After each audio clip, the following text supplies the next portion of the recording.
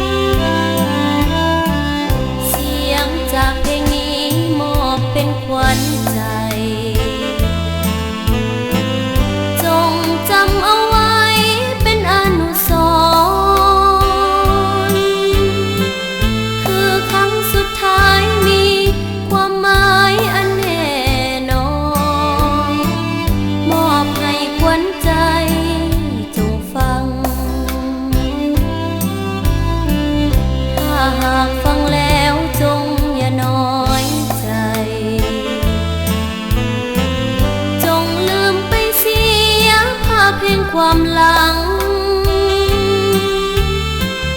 ลืมฮักลืมแค้นลืมทุกอย่างจงมาแยกทางกันไป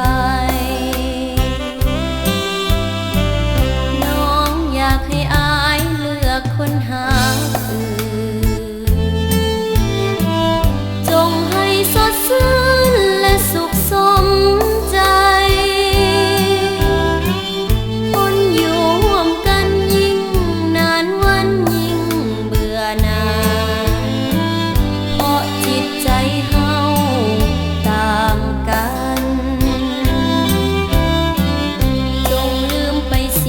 ห้อง